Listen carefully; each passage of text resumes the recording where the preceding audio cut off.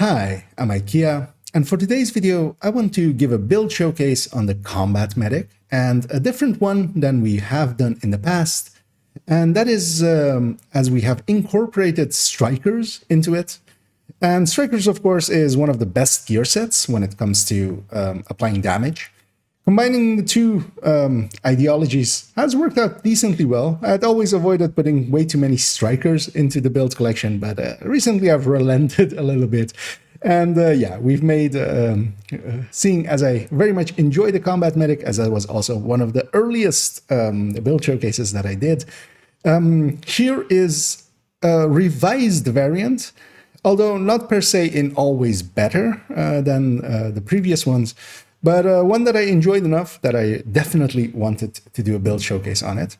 And as always, with build showcases, we'll be making extensive use of the build collection, and in this case, two build pictures from there, and we'll also go over the high-end ones as they're comparing to them, as this build has now moved its way in as well with the recommended build list being in there with all four forms, with two striker variants and two high-end variants as we have them there. And I quite enjoy them, and I would like to introduce more people to them.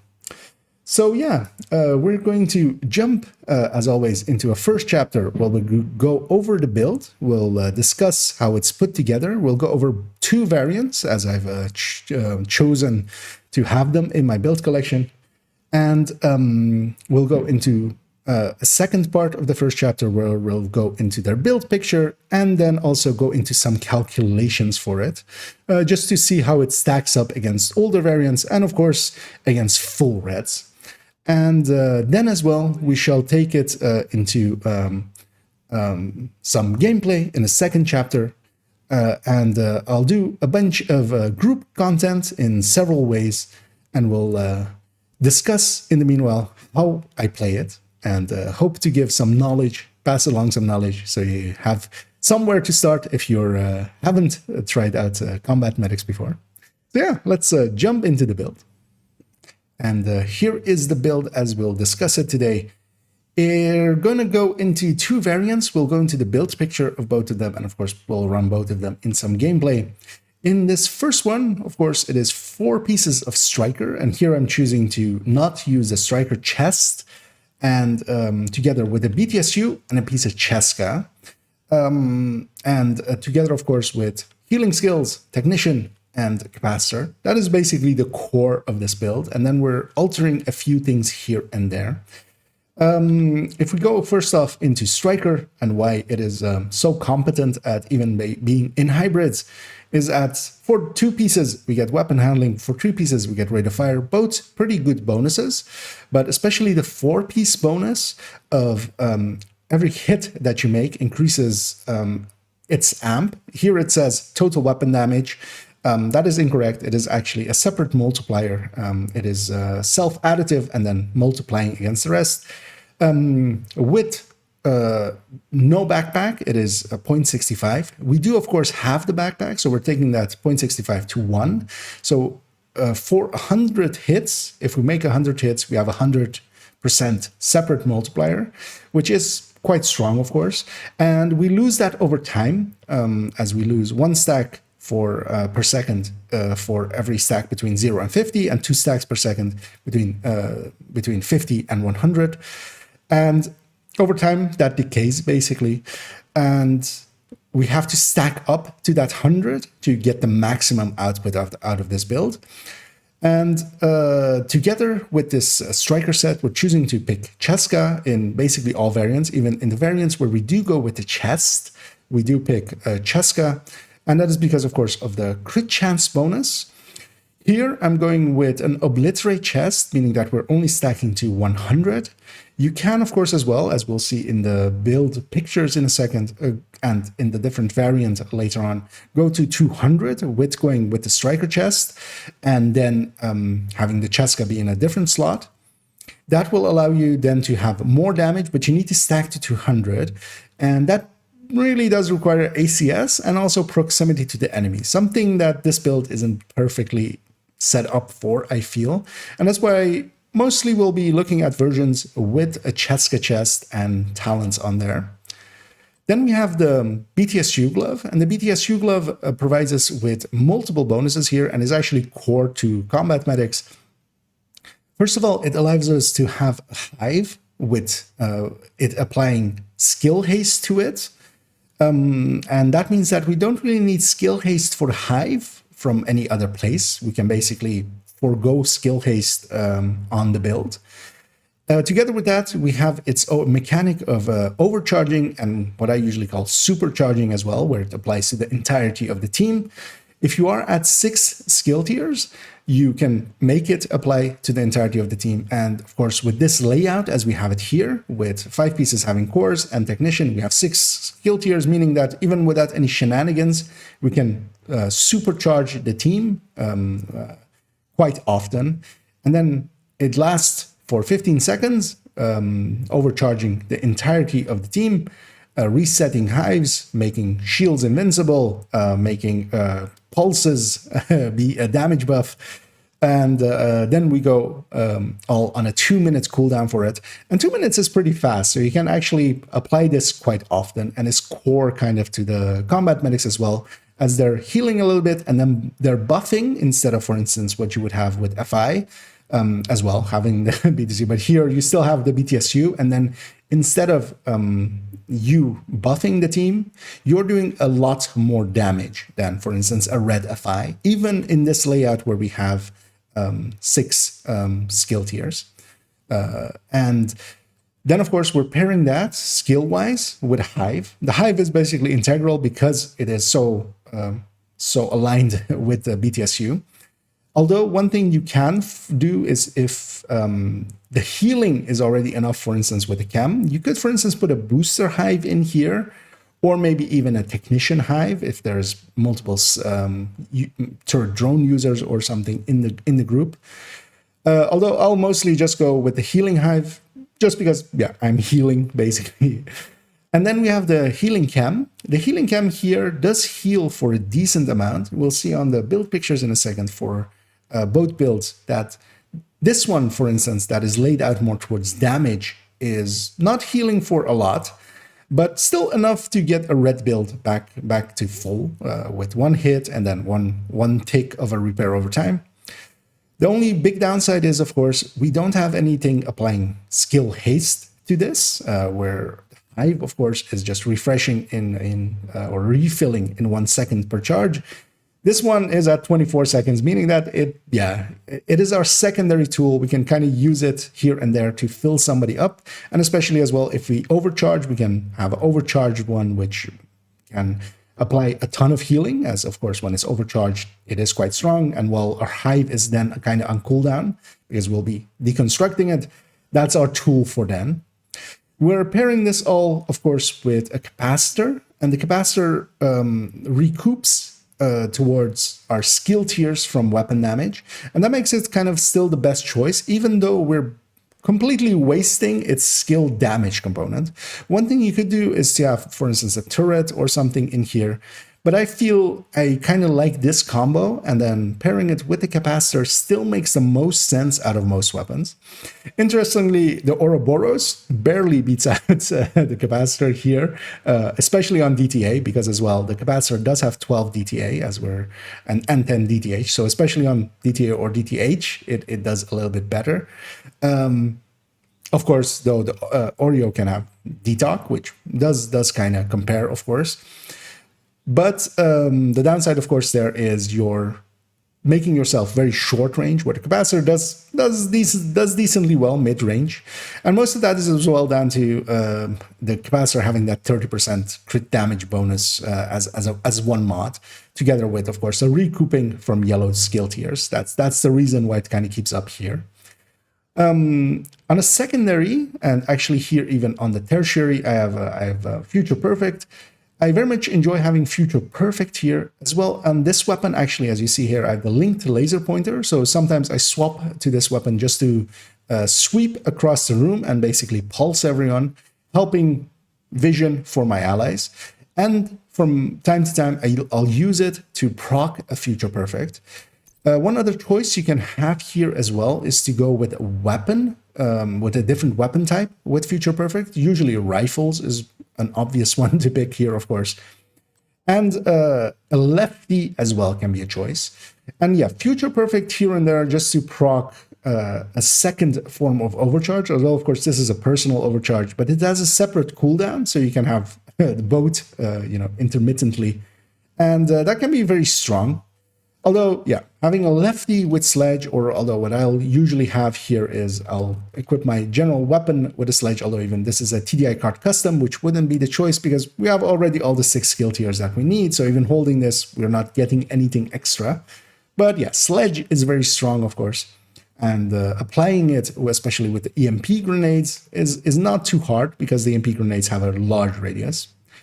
And specialization-wise, Technician is really the only way to go here, in my opinion. And especially because we're recouping from that one skill tier, so we can have one red core on the build itself. That helps immensely. If you actually run this build a lot, I don't do that here, but of course you have the option within Technician to pick between skill damage or repair skill.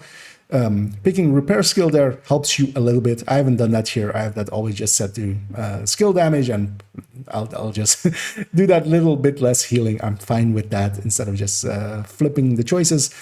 And as well, it allows us to Faraday, which quite often comes into play as you'll toss your hive and protect your allies from disrupt or from shocks, which, for instance, when a dog explodes, I can use that to prevent myself from being disrupted, so I can still use both my skills and of course, cam out and heal my allies. Let's jump to the build pictures for especially this build and also the other variant of the build we'll also see today.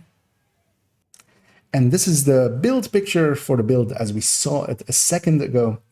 As you can see, we have some crit chances on the build. Here I'm going with several mods towards it, although of course it doesn't matter per se which ones are crit chances, which ones are crit damages, as long as you land on similar crit chance, crit damages as I have here. For instance, this 54 crit chance. And that's, of course, especially because I'm expecting to run this in group. I don't really see these as solo builds, especially as well in the gameplay today. We'll only go into combat with groups, really. It's a support build. It very much, runs around with others and helps them heal. And that makes it so that I'm expecting a coyote from allies. And that's how I'm setting it up as well in both variants. You may see here as well that the main build picture here is with Overwatch. And that's because Overwatch as well can be, of course, a group buff to allies. And what I'll do is, as you saw me having it a second ago, I can also go with an Obliterate chest because I have this, of course, for my normal strikers or some other build on that character. And swapping them in and out like this can be quite handy because sometimes you want to do more damage yourself, sometimes you want to provide a group buff. Kind of depends on the group layout. If I have 3 really strong players with me, giving them Overwatch is going to be more useful than me just having that extra little bit from Obliterate. If I'm with weaker players, then going Obliterate is a much better choice because then I can keep my own damage up. And if my allies aren't doing damage well anyway, then I might as well do it myself. And in numbers, we see that does make quite the difference. One thing to note here as well is that healing-wise, the hive is 174k, meaning that you need several charges to get one person back, especially when someone hits health gate. Same for kind of the chem. It is pretty weak. And that, of course, comes as we have chosen to go mostly crit chance, crit damage. We're forcing our crit chance, crit damage as high as possible. We're mostly getting our healing effectiveness from just the skill tiers. And that's usually the case as well for drone hybrids. The skill tiers provide the best bonus, and especially with the capacitor, we can kind of recoup some of the damage loss that this entails. And yeah, this one actually does decently okay, especially when stacked up. And of course, it's just stacking up to 100. Let's go to the next big build picture, which is a somewhat different layout. And this is on a different character, of course, as well. as I made one, of course, on my main account. I kind of very much like the build, so I wanted to actually have it as well on my second account. And one rule I usually have is I don't want direct copies. And one of the ways that I wanted to then do is to have it have more healing than this version. And we've done that here by giving up on the striker pieces. All of them have gone to having repair skills on them. We're still the mods. We're keeping to crit chance just to eat up a few of those crit chance mods that I have. We're keeping the chest here as well, and with the other one as well, completely red. And that's kind of my decision as well, because then I can use this chest in this build and also have it, for instance, in my normal striker build. It might also be like in my Hunter's Fury build. In several other builds, it will come into play like this. And keeping it all red makes it multifunctional in that way. And yeah, this one is giving up basically 4 rolls of crit chance, crit damage, and is going to a much higher healing. Numbers-wise, on damage, it is of course a lot lower, but actually not that much lower, because we'll go into a calculation sheet in a second. And this one then as well, I'm giving up 1 more crit chance just to have actually a better ratio for when the coyote isn't active. And then actually when the coyote becomes active, this is also still a better ratio for this build, because its crit damage is so low that I wouldn't want to have it 54 and then 87 as it would end up there. So sometimes, yeah, you have to alter as well your crit chance. But yeah, we're still leaving a pretty big hole for a coyote to fill up, and having mostly our damage come from the talent of Striker. And especially here as well, I have it laid out with having the option of going, for instance, what I'm choosing to do here is go with Cheska Mask, and then having Striker chest. And actually in a second, as I'll show the build, I have it actually saved as a 5-piece build. And then I just basically put 1 Cheska piece in there. And going Striker chest, of course, is a choice you can definitely make. It does mean then that you need to stack to 200, and really you need to stack above 150 consistently to make a Striker chest work. That is kind of the general advice there. But yeah, numbers wise, of course, it does reach a much higher cap and base and the normal hit damages than a variant, an obliterate variant. But it comes, yeah, in general play, while these numbers are higher, I'll mostly go with the obliterate chest, because we'll mostly just be using the capacitor, and especially the capacitor's lower fire rate and such will mean that numbers wise, we just want to use that and take it to 100, and that goes pretty slow with the capacitor. You could of course put a secondary ACS, which is kind of what I usually do, choose to do if I go with the chest. I'll put a secondary ACS in here, usually a flatline ACS or a rock and roll, and use that a little bit to stack. But that does mean closing the range to enemies, which isn't always advisable. Let's jump into the calculations for this build. And as always, for the numbers, here is another multi-calculator, color-coded to match as always. If you haven't seen these before, there's a video on my channel that explains quite in depth how they work. But the brief of it is that input happens down here, output happens up here. We're using this to compare up to 10 builds, and we're mostly getting out burst and sustained DPS numbers, which we're comparing in percentages, and we're also getting hit numbers out just for checking the numbers in the range. And here I have input, as always, a high-end glass red, an obliterate vigilance red, and an unbreakable vigilance red, all 3 high ends as the ones we're comparing against. As those are builds I know well, although they've gone a little bit out of style. I feel most veteran players will kind of know how they feel and what kind of damage they deal, so I feel they're a good way to compare against. Although as well, here at the bottom, we've put a Striker Obliterate, and actually I have altered this since recent times to be an Elmo variant, because that's just as well, quite a relevant one. And here in the middle, we've put several of the variants. So we're starting out with 209 in Obliterate and Overwatch. So both of the versions with the crit damage, but then with the different chest talents as we have them here. And then we have the 508, which is the repair, which has the 4 more repairs. So that one is repairing a little bit more, but is of course doing less damage. We also have the high-end glass red, and that one actually is, to show it here, is this variant, as that is the combat medics that I very much enjoy and love and have run for quite a time. And of course, there's a build showcase on them, although they've gotten a recent update with 2 pieces of Brazos. They're in here as the main comparison to a high-end that already existed, of course. We're gonna go into their numbers here. And if we start off by comparing them, especially to a glass vigilance red, if we take the top one, which is the obliterate variant with extra crit damage and crit chance rolls, it is actually a decent amount once fully stacked. The thing is, of course, this glass red is doing this from the first shot. The striker, of course, which is overshadowing everything in this comparison by being a much higher number, is also needing to stack up to 100 in the same way that this build kind of needs to do, but it's doing it with a Elmo, which has a much higher fire rate. And this one then still needs to stack up to 100. When it does, it is actually doing decent damage. It's not good damage. It is not the best damage. It is not amazing damage.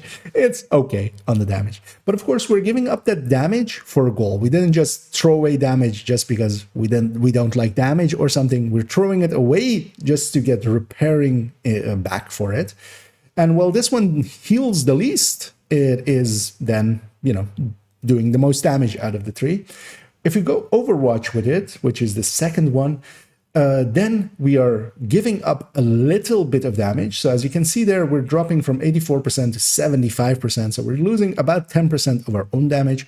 But there, of course, we're applying 12% as well group-wide if we're doing Overwatch well. And if we're applying it to our team consistently, it can be quite worth it to do it that way. And that's also why I have the build picture set up as that, as I want to just, you can always go obliterate. Everybody will think of obliterate. But yeah, having Overwatch is not the worst idea. And usually with the combat medic as well, I want to take one position, set down my hive as well, kind of, and then just to keep awareness on where my allies are around me, because if I'm moving around and everybody else is moving around, it becomes a lot harder. If I'm at least stationary and everybody else is moving around, it's kind of easier to keep an eye out on it, because that's kind of the enjoyment I have in this build as well, as we'll see in the gameplay. It is very much, I'm still doing all of the things of a red build, and then I'm doing things on top of it. So I'm still trying to shoot as much as I can, and then on top of it, I'm trying to keep an eye on my allies. And that's kind of enjoyable. Now, if we then go to the repair one, we can see actually that the repair one, the repair variant with obliterate, is kind of the same amount almost as the Overwatch variant with crit damage. But of course, that one is healing a lot more. It is actually basically over. It is over a red build, even on the tap heal of the chem, and that is quite strong, because if you can heal very strongly, you actually also create confidence in your allies. They'll become more bold and actually take action, because they'll be like, oh, okay, this person, when they heal me, it is actually quite strong, instead of like a very pitiful little heal of like a full red build trying to chem someone. It barely heals them, and you go like, okay, I'm just going to use a med pack on top of it, because that barely did anything. And then if we compare both of them to the glass, the high-end glass, it might seem that, yeah, the high-end glass is falling way behind, and it kind of is, but it is also kind of skewed, because again, this is a high-end glass. It is a glass vigilance on that build. It means that it's doing this damage from the first shot, and we'll see actually in a second when we go to a third multi-calculator here in a second. Yeah, when this Strikers is empty, it is actually doing barely any damage. One thing I wanted to point out as well, as we are comparing that here, if we compare actually the obliterate variant versus the striker, the obliterate variant is doing 63% of a full red striker. And yeah, that's depending on how you look at it, it's okay. It's more than most people will usually think, but it's still, of course, a lot less. A full red striker, of course, will outdo this quite consistently. But of course, we're giving up damage again for a cause, and we also have supercharge available, so we can even like reset hives and such. If we move to the second multi-calculator here, and this one is set up to show what the Coyote does in this build, or to this build, because it can't have its own Coyote, of course. It already has a BTSU glove, and that means that that's the one exotic that it will have. And it's integral to the build, so we're not really going to change it. With the Coyote numbers, for both of the variants in their obliterate, so the repair one and then also the crit damage one, we are gaining a decent amount. We're gaining basically 8% as long as a mid-range buff is active from somebody else. And that is quite strong. And of course, we're expecting to run this in a group. And the 7 million is actually pretty strong. And especially, for instance, if we as well put on the headshot number to full, as that was off a second ago, we do actually see that that impacts the effectiveness of crit damage in the build, because of course that's pooling together with crit damage the headshot. Now we're only getting like 5%, although this is of course the number that is basically if you're headshotting 100% of the time, which isn't realistic really. But this does show that with headshot on, we're hitting basically around 10 million, and that's very respectable for a build, and more than enough to get through most of the content and to kill with especially. Even the repair skill one is still hitting 9 million, like low 9 million, and then also basically 10 million on the crit damage one. Here we also have then what grading will do to the build, and actually the way it is ending up is because we are hitting this 100 weapon damage, we're hitting the point where we're getting 50% return from every increase of that. So if we increase it to put in an extra 20, our final output increases by 10%. And this is, of course, the diminishing returns we usually talk about. We're putting in 20 as a number. We're not getting that as a return on our final output. And then we're, of course, choosing that final output to be DPS, of course, because we don't care about that the stat rises by 10. And as well, for grade 24, we see that, yeah, we gain another further 2% over the grade 20. Getting grade 20 weapon, as we'll also do that with some of the content later on, is very much worth it. Doing 10% more damage is very strong, of course. And yeah, it is well worth to choose to do that for this, especially these kinds of builds that are a little bit lower on the weapon damage, because of course a normal striker will land on 130 and normal high ends would land without Fenris on 130, with Fenris on 140 if they're full red. Let's move on to this last one, and what this one shows is the difference in multipliers and how they apply. First off, I want to say that when we are unstacked, as what this is showing is with both obliterate off and also striker at 0 stacks, and then we're going to having obliterate stacked to full to 25 total weapon damage. Then we're going to striker stacked to full at 100% of a separate multiplier, and then both of them together. And then also at the end here, we have it with the chest striker variant, where we're going to 200 stacks.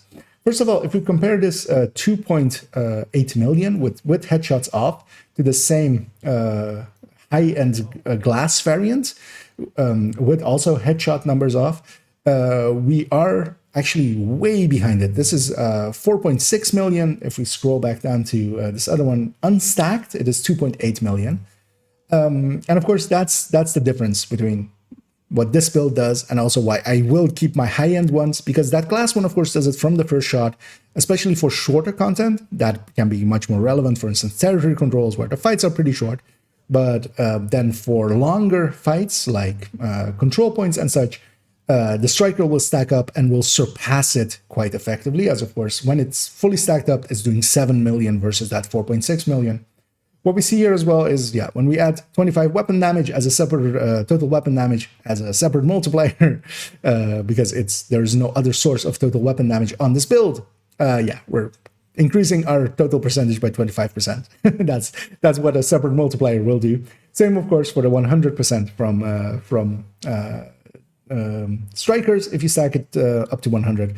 Although, of course, these are both theoreticals because, yeah, if you're stacking obliterate, you're also stacking strikers in the meanwhile, and you can't really stack strikers without critting in the meantime and stacking that one. But just to show the difference in what talent from obliterate versus strikers talent, what is providing you the most, and of course the 100 stacks from strikers is providing a lot more. Both of them together as well, then reaching a 250%. But then against the chess that is reaching this 300% increase from the base, this is, of course, a much higher number, much stronger. But of course, it requires you to stack to this 200. And with most of the variants for that I'll be showing today, actually all of them, I won't actually go chess striker because it is actually quite hard to stack to 200 with the capacitor. And actually stacking with the ACS, especially because you're also then giving up your recoupment of weapon damage from those yellow skill cores, is quite a big loss in damage. So you kind of want to use that capacitor, but then it's very slow because, yeah, it's 805 RPM, it's 40 round mag, it feels pretty horrible. And yeah, let's actually jump and reintroduce the repair skill variant, as I'll swap accounts briefly, and we'll be back and reintroduce it, and we'll take it into some missions. And here is that repair skill variant. Although, of course, as you may guess from here, it has 5 pieces of striker, which is 25% better than 4 pieces of striker, of course. No, this is, of course, as I often say, how the build is saved, not how I ever will run it. And of course, from the build picture, you saw that I can either go chest striker or with putting in a Cheska mask, or put in a Cheska chest with obliterate and then have it be an obliterate variant. And of course, I say that, but quite often I load this build and totally forget to change it, and it still kind of works out. But it's, of course, you're giving up a lot of damage if you make that mistake, as I often do. Here we'll be running it with an obliterate chest. This is the one that comes in, and I kind of recommend actually saving the build like that because I quite enjoy having it be able to swap between chest and normal. Although I've taken to mostly running the obliterate variant. The other one is actually saved with the Overwatch so that I can put the obliterate in later if I want to. And then the Overwatch is basically the core variant as it is. And yeah, here again as well, we can actually go with other weapons. I usually as well will grab maybe an ACS. Either, for instance, I have here my ACS from Heartbreaker Tech Tank with flatline, of course, and use that as well to pulse, or use a rock and roll and stack up with that, or run a lefty and once in a while as well apply sledge to enemies. And yeah, you have many an option, although of course the capacitor is taking up the exotic, so you can't have, like, for instance, a Scorpio or something as that secondary. But what I would definitely recommend, as most of the build pictures are set up like this, I usually have multiple pistols available to me. So usually what I swap my pistol to, or my I'll swap one of these two to a different talent, either usually taking a lefty with a sledge, or taking the sledge on my pistol. And that's kind of dependent on if a pistolero is on. So yeah, let's take this into some missions, and I'll see you in the loading screen. And here we're match made for a Potomac, as I saw that being one of the invasions, and I thought it would be a decent mission, as we are halfway through it here with this team. And as I'm loading in, I already see some people taking a bunch of damage. We'll send the chem their way. And that's kind of, yeah, of course, what this build does. It does a little bit of damage, and it does a little bit of healing. You try to keep your awareness towards your allies and where they are. And that, I very much enjoy that. And it's also kind of tiring, actually. It's surprising how much of a mental tax you kind of pay running this build. But I also very much enjoy that, and I would definitely recommend it for more advanced players, as I already said during the combat medic, the high-end combat medics, which have already received the build showcase. And yeah, me double dipping on the build showcases should say how much I enjoy this style of build. In my team is Hunter's Fury. I was kind of looking as if it was a headhunter. There's an ongoing directive, and we have a high end, and none of them are very set up in like the traditional meta ways, which is kind of fine. Neither am I. I'm not a meta build. The one thing I will definitely say about combat medics, they're not the meta build. Mostly they are outclassed by the other thing that I very much enjoy, which is eclipses. And the difference between them especially is that eclipses prevent the damage in the first place. And they're CCing and they're doing a lot of damage by themselves anyway. And that is kind of unbeatable for combat medics in a lot of places. The only places I really still would pick a combat medic over an eclipse personally, if I were to just, go like, if I need this team to succeed, what do I pick? Would maybe be Summit. And of course, we'll go to Summit later on. And the reason for that is one place where everything is a little bit more spread out. Eclipses have a little bit more issue catching everything as they spawn. And that means that then, people do get hit. And that means that I get to heal them. But that has been the shift, especially why, for instance, eclipses to me are very, very much core to running missions and stuff, as we usually go 3 damage dealers of any kind. That can be strikers, that can be explosive builds, whatever people kind of want to run, hybrids, drone hybrids, and then usually eclipse, especially for missions, because missions are very predictable, so you kind of know where everything is spawning, and that means that especially a good Eclipse player that kind of knows the mission layouts and stuff, can prevent most, if not all, damage. You'll get hit here and there, and you'll get only hit a little bit, and then med packs, as of course everybody has 4, well, I should say armor packs, as that's what they are, for themselves, and that's usually more than enough for a mission, although for you, once you start using them you'll pick up more, so... And that's kind of why, especially in group content, I find it that medics, or especially full healers, for instance, a full FI healer, is kind of overkill. It's of course very core to, for instance, incursion. It is very core to, for instance, raids, but it is a little bit of overkill, and also group-wide, you're actually giving up damage. Meaning that this build is adding in as itself, plus the build doing damage, is doing more than, for instance, a full FI is providing in its buff to the team, even if it's all strikers. And of course, for instance, with the Overwatch variant, we can kind of get a little bit of that already as well towards the team. We'll grab the chests along the way. And of course, we loaded in pretty deep into this mission, but especially the boss fight and this fight, I think I can kind of show a little bit what the premise of this build is. As we just basically put down our hive in a place, we'll heal our allies if they get hit, we'll keep awareness towards them and try to keep them topped off, for instance, like that.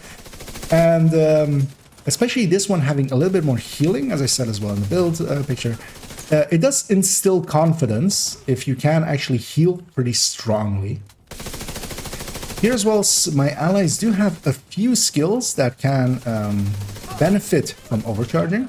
And what I'll actually do here is for this final wave that is spawning in the background there, I will actually overcharge. I'll preventatively put down 1 chem there, as that heals pretty strongly and will actually, if people are taking a little bit of chip damage, they will actually be healed up by that. None of my allies really use any of their skills, as for instance, if they pulse there, they would have given us a damage bonus, but they didn't. But I'll have it back for in the middle of the boss fight later on, and I'll do it again when the boss spawns, and hopefully they will pulse there. I am going to go grab that key chest up there. My allies don't seem to know it. I'm not going to take the time to, explain it to them. We'll just keep up with them. And here then, we're going to go actually be in a jammer. One thing I will definitely do here is try to be on top. Height advantage is something I will always go for. We do have a jammer. I am actually going to try to Faraday myself, and I'll do that by putting my hive there. And it didn't land. It landed and didn't get to Faraday before it actually disrupted itself or got disrupted. And that's sometimes annoying. You can't be consistent, especially if you're throwing it in a jam. But of course, we got it down there. I'm gonna move up a little bit. I'm gonna heal up that guy. One thing as well that I should say is I'm not a FI, so actually I don't need to keep everybody topped up to, for instance, give them a damage bonus. The damage bonus I'm providing to the team is that I'm doing a lot of damage myself. Isaac should be able to link to the server. I guess this guy will likely stay up here with me. So I'm gonna cover both of us with that. I'm hoping one of our allies touches the laptop. It's a press and hold. A lot of people will just, you know, press once and then run away. Accessing server. And yeah, here's a longer fight. And this is the kind of thing that this Strikers especially can kind of work well with, more so than the high-end variant. Because it's a long fight, I'll get to stack up pretty high. And as well, what I could do, for instance, here is to forego my healing chem and instead, for instance, put down a turret or a drone, because I am actually getting a little bit of skill damage from my capacitor. But yeah, I'm choosing to very much, you know, be an all-out healer and then damage. I'm basically giving up that part of the talent, and I'm still getting more than enough out of the capacitor. It's still a worthwhile choice. I see that. Yeah. Although you shouldn't take the second one, because yes, that is the downside of healing. His health gate, what happened there is he hit health gate. I healed him back to full right away. But then the second hit was also more than enough to take him all the way through his health gate, meaning that the healing there made no difference. That's a kind of the hard-hitting thing. And especially learning to play alongside of healers is a kind of an acquired thing as well, as it is once you lose your health gauge, you have to be aware that if there is a sniper, if there is a grenadier, if there is a sniper dog, stuff that will hit you down to your health gate. If your health gate isn't there, it won't hit you into your health gate, you'll just go down. There I supercharged as well. That did reset that ally's hive. He went down, but of course me supercharging gave him his hive back. That's one of the strongest things that all FIs, or well, all BTSUs on, for instance, FI, or even if it is a red FI or a full FI, or for instance these combat medics can provide. And yeah, that is a very strong thing, because sometimes you'll have several people go down in a short time, and instead of waiting out their hives, you'll just supercharge them, give them back their hives. As well, if they have a shield, they have an invulnerable shield for 15 seconds that the overcharge is active, and that can make all the difference. That can very much make all of the difference. But there actually, we took the entirety of the time provided to us, although mostly because one of our allies had chosen to go into the middle of the room there and not be very effective. The other sat way outside of optimal, so only really one was doing a lot of damage. We'll take our chest here, as yeah, there is one chest at the exit here. And I'll actually share that one with my allies, because that one with riflemen especially is kind of usable. You can make a determined out of it. I already have plenty of them, so I'll share it with my allies. We'll have a brief look at the damages, although I joined quite late. But even though, yeah, I still got a few kills in, this one, of course, is a little bit weaker. But also I healed my allies here and there intermittently and give them a few supercharges. Let's go to the other variant, go back to the somewhat more red variant, and we'll take it with Overwatch into some open world. And yeah, we're gonna take it into some No Hope Hotel, as a Wild Toasty has appeared, and we're just filling up randomly with some randoms by setting the group to open. We just have 2 directives active, and we'll be pretty aggressive here likely in a second, although maybe a little bit too aggressive, as we do have an extra patrol as well here. And yeah, I'm just gonna keep an eye out for my allies, although I kind of missed there. try to keep them alive as best as I can and stack as high as I can as well. Trying to reach 200. I'm gonna call in our allies in a second as well. And I'll do that here actually. And by doing that, of course, they'll be here a little bit earlier. Usually I want to do that here early because they have a tendency of catching up to the attack waves and then scattering them to the winds. They still likely will because we'll likely clear this out way too fast. I'm gonna toss my healing hive here in the middle, letting my allies be a little bit aggressive.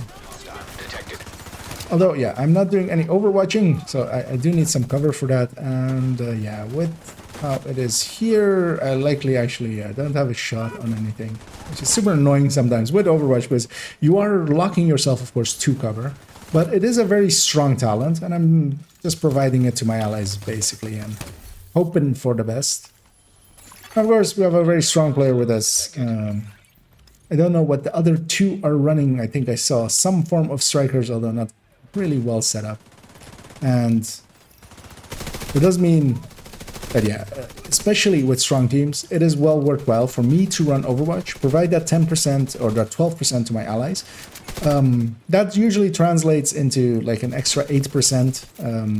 Well, 10% if they're running just Obliterate, which most strikers are. If they're not running it any, but if they're running chest and backpack from strikers, then it is the full 12%.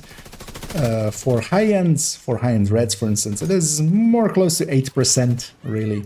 Because, of course, it's additive to the total weapon damage that is already on the build. I'm actually going to move up and cover my two allies over there with my hive. And also, you know, so I can be a little bit more aggressive myself. And especially in groups, it can be enough damage, usually having a little bit more damage. Although if I was running, for instance, full striker, I could do a lot more damage. But I quite enjoy, especially the gameplay of trying to keep my allies alive and then trying to put a damage out myself. Oh, we have rogues here as well. Now, against rogues, I'm not actually that per se that useful. As for instance, a PFE or an Eclipse with foam can be very helpful with these fights. What I can do though is provide some sustainability for the team. So allies that are a little bit too overconfident, I can kind of keep them going as best as I can. And well, especially this one, the healing of course is a little bit less. It is still adequate for a lot of things. What I'll do here as well is supercharge. Mostly because my hive isn't doing much there anyway. It allows me to have a very strong heal. Send that out. For instance, as well, the pulse that went out there made it so that we're doing, while the overcharge is active, we have 15% amp to all output damage. And my hive is actually back fast enough anyway, as I'm trying to see where my ally is and try to get a heal out on them. But yeah, what you saw there, that ally has a bunch of blue cores. I can't heal him back up to fully. I can at most kind of, you know, give him half of it back. And that's only as well on the burst. So yeah, let's maybe hit one more thing and we'll discuss it a little bit more there. And yeah, we are snuck up on some hyenas here. And I've taken a high position. I have taken the high ground. It is over hyenas.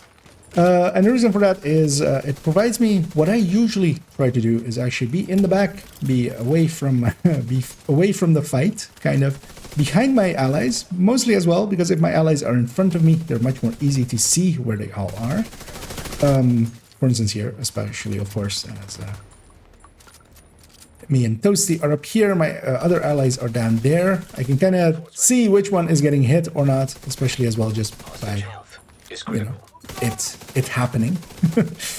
And that is quite handy because it makes it much easier for me to keep awareness up. And yeah, I'm gonna heal my allies here and there, and after a little bit likely we will heal back up. There is a public execution to our right. We're kind of avoiding it. It got aggroed with us, but it's not really our issue. And one thing that is the case is I'm not for instance, an FI or something, it isn't super important, again, for me to actually keep my allies healed from chip damage, because that's what FI, of course, the FI buff is based on. In this case, if there's a little bit of chip damage, that's fine. I can heal them in a little bit because they're not getting a damage boost. The damage, my damage boost to the team is me, and in this case, Overwatch. Although in a little bit, of course, I'll swap to Obliterate and really only have healing be my buff to the team. And while I'm not doing the best damage here, I am actually doing a decent job of healing my allies. I am actually gonna go across here. We've aggroed some stuff down there, and we've called in our allies. I'll get Tasty back up. We did lose a hive there, and we're about to have a defense wave. I'm gonna supercharge, and we'll have that hive that was lost will be reset. This pulse, while the overcharge is active, is a 15% boost again, and yeah, we can use all that together to kind of be, you know, a little bit extra effective. And this very much, of course, again, isn't per se for being the meta or anything, or like the best team layout. As I often said already, like I think the team would actually benefit if I was, for instance, an Eclipse, especially being a decent Eclipse. I'm willing to like say, but this play style I very much enjoy, and that is sometimes also important. You have to sometimes play things you like. I see my ally getting hit there, and yeah, even a full red as that guy is, with my chem, he needs to be in my chem for a second before it actually heals him to full. I'm gonna heal myself up, and yeah, that's kind of the downside of this variant. It is actually a weaker healer than the other one, of course, as we have given up a bunch of stats toward that. And our ally went down again. My hive, or my supercharge, is still on cooldown, and that very much means that once it is off of cooldown, I will actually supercharge again. Our other ally is pushing the enemies far away. Likely he will get isolated here. Hopefully he can defend for himself for a little bit as I try to heal my allies up. It is almost time again for an overcharge, but likely this wave will be dead by the time it is available. And yeah, the cooldown is on the cooldown bar, and every player will have their separate one. So for each player will have their own. So yeah, no need to overcharge here as combat ends. Although I'll actually still do it because it will be likely more than 2 minutes before we get into another combat, but it will reset that high. Anyway, we got a bunch of ton of loot. I'm gonna go through those, and we're actually gonna head towards a summit where I'll run the Obliterate variant. And yeah, we're the 4 of us here in summit now. I've grabbed Scooby as well, and Toasty is still with me. He hasn't completely given up after my horrendous healing on him. But yeah, Summit is the place I mostly enjoy these builds. Of course, solo Summit, I very much like tech tanks. In group settings, Eclipses are pretty fun. Of course, just red builds are pretty fun. I don't mind a turret drone, but also I definitely don't mind these, as they're actually pretty good. Oh, we have this, as we missed the most obvious server, because it's right behind us. Mostly because, as well, in Summit, as I picked up my hive at the exact wrong moment, although actually I still was protected from the Faraday. There is actually some value to a little bit of healing, because it is very unpredictable and people get hurt in many a way. We'll go and get that loot over there, and we'll do so with a suppressor. So we'll get the chest here, and then head in with our allies. And especially here in Summit, because you also have a lot of defend objectives where you're setting yourself in the middle of a SHT cache or something and just defending an area for a little bit. Those are great, for instance, for a build like this. I'm actually gonna see if I can get myself Faraday here. And I do, as I'll keep myself effective, although of course my allies kill it pretty quickly, which is also nice. And I very much enjoy it, not so much for its effectiveness, because it is that it's just effective enough, especially for instance in a scenario like this where there's chip damage happening to a bunch of us. I'm healing enough to keep the chip damage at bay. The hive is pretty strong for that. For instance here as well, as I'll see if another wave spawns. No, it doesn't. If another wave spawned there, because actually Toasty swapped to an jammer pulse, which is really good against those drones, of course. Once he used it, if we had another wave, for instance, I could supercharge there and reset that skill, and one more could go out. And that's quite often quite effective, of course. And that's kind of the thing with this. It is effective enough that I very much enjoy running it in summits, in open world. I'm not being too much of a drag on the team. It is also providing me with some very enjoyable gameplay for me, especially. I'm very much a healer in many a game, and this lets me, you know, get that kick of healing. It's a good-looking O'Carroll. Here we have actually one of these. I'm gonna heal up my allies a little bit. The second one of these gets hit, I'm gonna supercharge here actually. Mostly because my hive was getting close to out of charges, and this healing from these hives is much stronger. Once we can complete both of the consoles, what will happen is that every remaining drone will die anyway, so here is the end. And for those kind of fights, for instance here, well, an Eclipse, of course, with a jammer pulse could just end that room in one go. So that's kind of the thing still. Yeah, it's not the worst choice, which is sometimes a high compliment with how transfixed with the meta we often are. Here as well, we're going to be pretty aggressive. I'm going to expect most people to push up pretty far, so I'm going to set up there. And usually I will supplement the healing of the hive with my chem as well. And I very much like it because of this.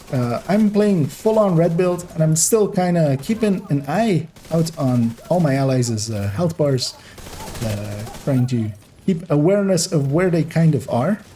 Although I just now noticed that our ally actually is likely running sub level 40 gear by their armor, and I'm actually very curious to see what they actually are running. As I had. Toasty took a little bit too much there. Other ally got to him before I did actually. So as I tried to heal my my enemy there, hopefully nobody saw that and nobody flags me as a rogue. I am very curious what our ally is now, because his health bar is not, his armor bar is not, yeah, the amounts you would see as a level 40, and they're likely have just finished the watch alt and they're going through here.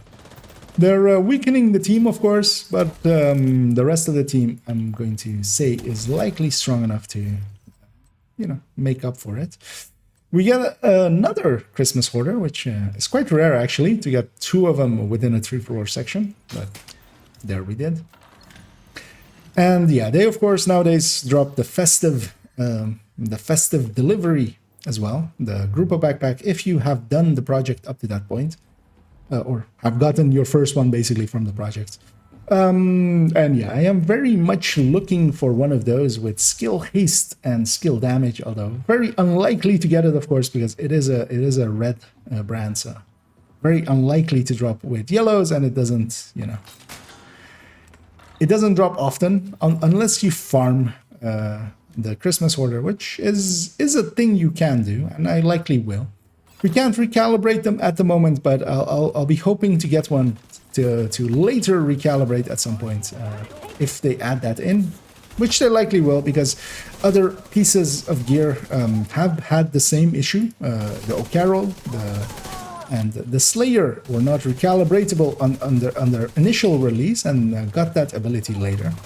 I'm gonna move up my hive, as I'm expecting my allies to move up as well, as they are.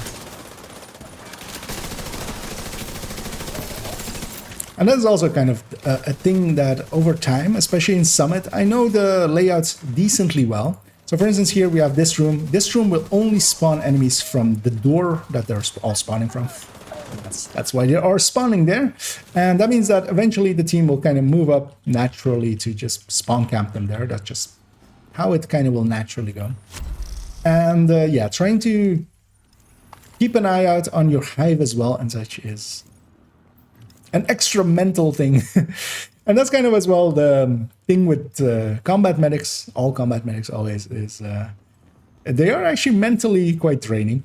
If I run it for several hours on end, I do kind of feel it, which is actually a compliment, I would say, to the build, as it very much is. Yeah, not many builds do that to me. For instance, Eclipse, I can kind of I'm running on muscle memory quite often.